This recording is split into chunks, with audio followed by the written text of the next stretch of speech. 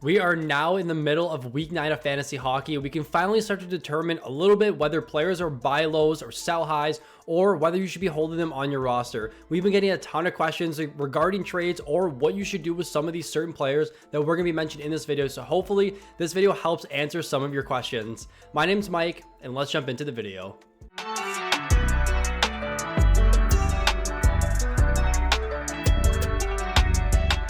Tkachuk is the first player for this video, probably one of the more notorious buy lows so far this season. I know other content creators have talked about him, and I did some digging on my own and want to justify to why I still think he is a very solid buy low. A player that was drafted at the end of the first round, early second round, and really depending on your league and the excitement that you got from other managers in your league.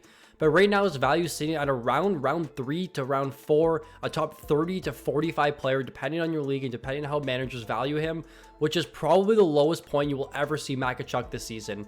Right now he currently ranks as the most unlucky player in the league at a negative 5.8 goals scored above expected, but he's shooting the puck still at an elite rate, and that's the only thing I care about with Tkachuk right now. If his shot rate was way down this season and he's not scoring goals, I would be concerned, but he's still playing big minutes in a very high leverage role while shooting the puck at the 10th best rate in the entire NHL and also having the 15th best shot attempt rate.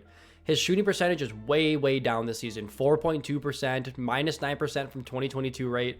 And what I did was I went and looked at his career shooting percentage and multiplied that by his total shots on goal. And right now he should be at 13 goals, but he's only at 4, which is about a 9 goal difference. And if he had 13 goals this season, including his 16 assists right now, he'd be sitting at 29 points. It would likely be a top 20 player in most leagues, and he would not be a buy low.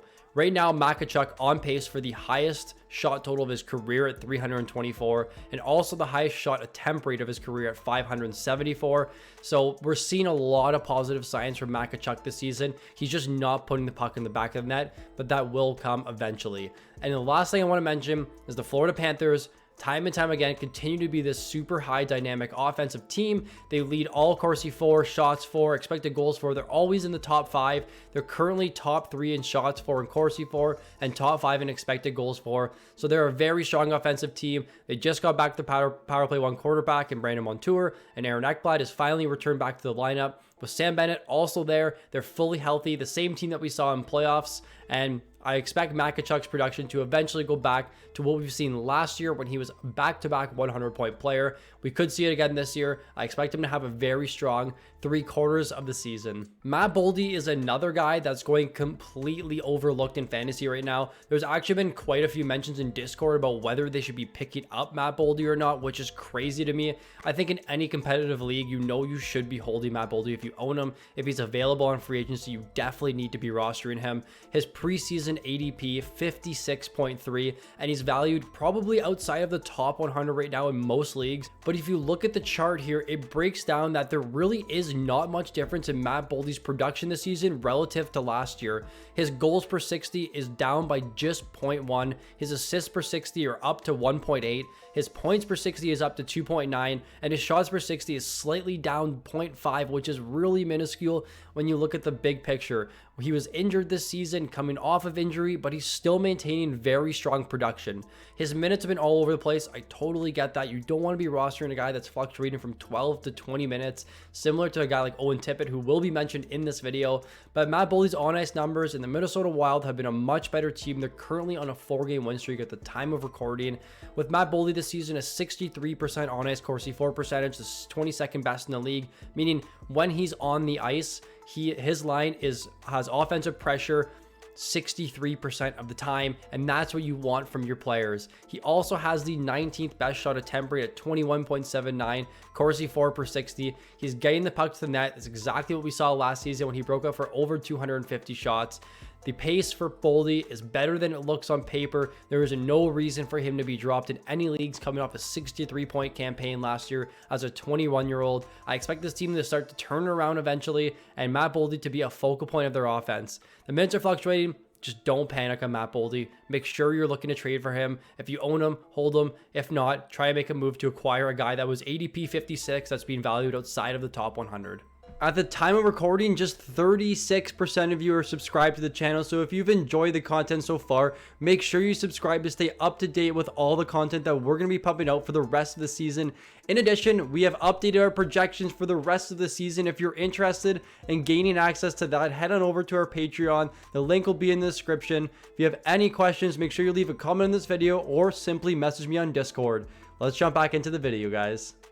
Listen, it's never easy recommending Leafs players because of the Leafs fans, but trust me, this is a time to look to trade for Morgan Rielly. So John Klingberg, I know he's a non-factor. He's a non-factor on the ice. He's not really a factor in the fantasy world, but with Morgan Rielly here, the reason why I want to mention John Klingberg is because he was quarterbacking the top power play unit for the games he was healthy, but now there is mention recently that he could be out for the entire season, which means Morgan Rielly, assuming the Leafs don't make a trade for a power play quarterback, Rielly will now be taking the reins as the #1 defenseman and the power play 1 defenseman on a Toronto team that should have a top 5 to 7 offense for the rest of the season. He's playing the most minutes of his career, and that's the biggest thing I want to look for defensemen.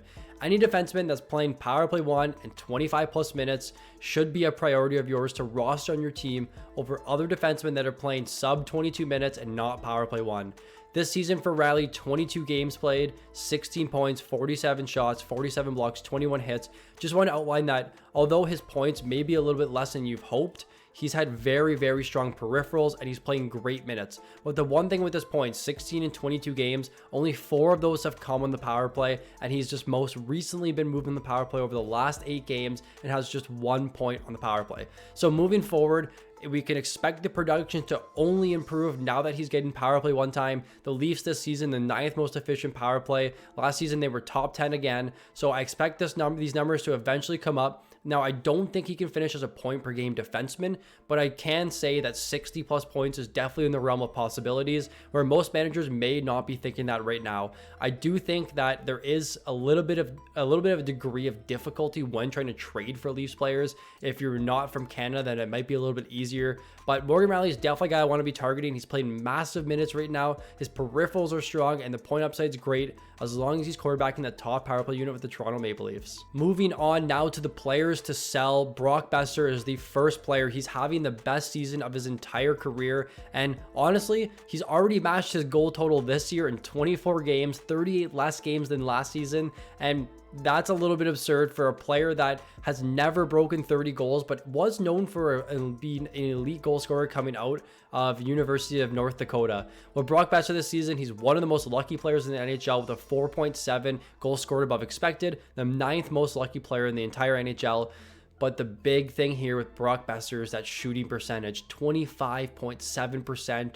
Their power play has been unbelievable this season. Their power play 1 plays pretty much the entire 2 minutes, and Brock Boeser has been putting up a ton of power play goals, currently with 7 this season, and that means he's on pace for well over 20 power play goals this year, which I don't think is sustainable for a guy who has never broken 30 goals in his entire career. So going back to the shooting percentage, his shooting percentage this year is up 15.7% from last season and 12.2% above his career average.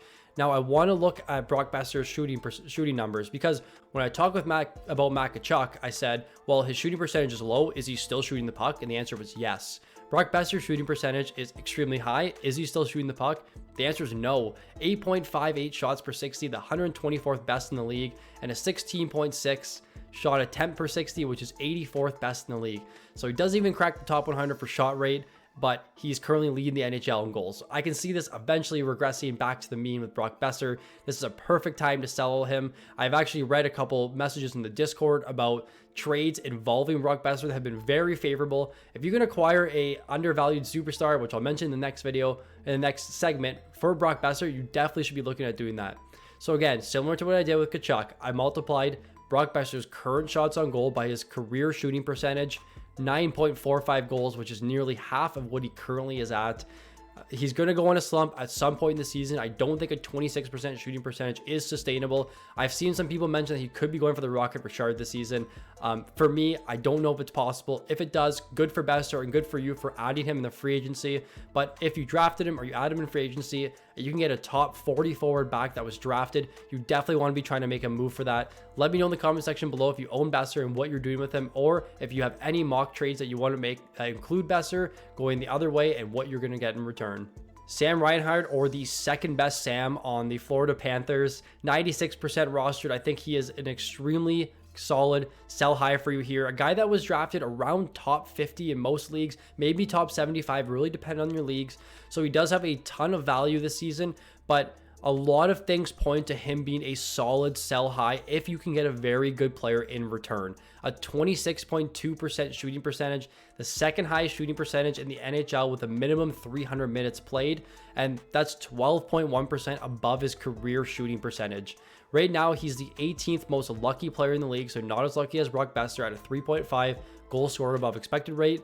The craziest thing about Sam Reinhart here is how low his shot volume is. Just 7.39 shots per 60, the 136th best shot rate in the NHL. Very, very low numbers for a guy that's currently on pace to score over 50 goals. And that's what I show here. 54.6 goals on just 205 shots. I tried to look back, and the closest I could see was Steven Stamkos, who scored 60 goals in 303 shots. So right now, if you multiply his shots on goal 60 by his career shooting percentage, that puts him on a pace for 8.76 goals, which is about 7 less goals that he scored so far this season. Now, he's valued as a top 20 forward in most leagues, and I would look to acquire him for an undervalued superstar, someone like Mika Zibanejad or someone like Kirill Kaprizov, who right now has been struggling in the early going, that has a lot of long-term value, and you can likely move Reinhart for one of these players. Again, similar to the Boeser situation. Let me know if there's any trades that you're looking to make that includes sending Reinhart to another team, and I will give you advice on what to do with it. Owen Tippett is the first player for players to hold. If you currently roster Owen Tippett, definitely don't be dropping him. Don't be looking to trade him. This is a guy you want to be keeping because his roster percentage is so low and he adds some great depth to your fantasy team. His current production continues to be extremely strong. Looking at his 2023 ranks, the minimum 150 minutes played this season, the 5th best shot rate, the 3rd best shot attempt rate, and the 43rd best expected goals for rate. Now, I get it. You've owned Tippett, and he's been struggling. The minutes haven't been as good as you wanted. John Tortorella just continues to randomly make lines and put lines into a blender, including the power play. Tippett's moved up and down the power play units. But right now, we're seeing him on line 2, power play 2, playing a little over 15 minutes per night, but still having very strong production in the limited minutes that he plays. Over his last 6 games, he has just 1 goal, but has added 22 shots and 17 hits. So that further justifies why I think he has such a strong floor, and the reason why you should continue to roster him. Each and every night, he's not putting up zeros for you. He's putting up 4 to 10 to 15 points, an extremely high floor and an even higher ceiling.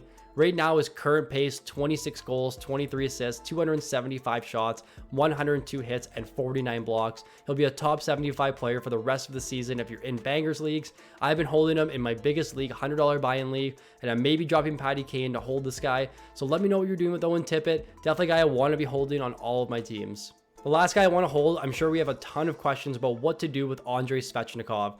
I'm holding him. I'm not looking to trade. I'm not looking to sell low on him, and I'm not looking to send him to the free agency. You got to remember he's returning from a major surgery, so you have to be patient. It will take time for him to get back to game speed, and you want him for that second half playoff push. Through his first 7 games this season, 4 points, 12 shots on goal, 14 hits. Through his last 8 games, 7 points, 26 shots on goal, and 14 hits, averaging over 3 shots a game, averaging just under 2 hits per game, while putting up close to a point per game. That's what you're going to see long-term with Andrei Svechnikov. Right now, he has just 1 goal on 38 shots, a 2.6% shooting percentage versus an 11.2% career shooting percentage. You have to remember as well, and people have mentioned this on Twitter and on Discord, he also has 2 disallowed goals so far this season. So that's just putting more fuel into the fire that I think Andrei Svechnikov is going to be lit on for the second half of the year. Right now, he has great deployment. He's skating line 2, power play 1. The minutes fluctuate a ton in the Rod Brindamore system, very similar to Tortorella, but I still think there's no panic on Andrei Svechnikov right now. He's trying to get the puck to the net at a very elite rate, the 23rd best Corsi for percentage. Well, when he's on the ice, he's at a 67% on ice Corsi for percentage. So his line is getting pucks to the net at a 67% rate, while opposing teams are shooting the puck at their net 33% of the time when he's on the ice. So that means they're having a ton of offensive opportunities and a ton of offensive time, and that's when he's going to be putting up points. I would not be surprised if Andrei Svechnikov was close to a point per game player for the rest of the season, while averaging 3 shots and 2 hits per game. That's an extremely valuable player, potentially in the top 50. Definitely a guy you want to be holding or buying low on. He's someone I want to be holding on all of my rosters, especially in those 12 to 14 plus team leagues. That will do it for the buy, sell, and hold video. If you enjoyed the video, make sure you leave a like. And if you're new to the channel, make sure you subscribe. Thank you for watching, and I look forward to seeing you all in the next video.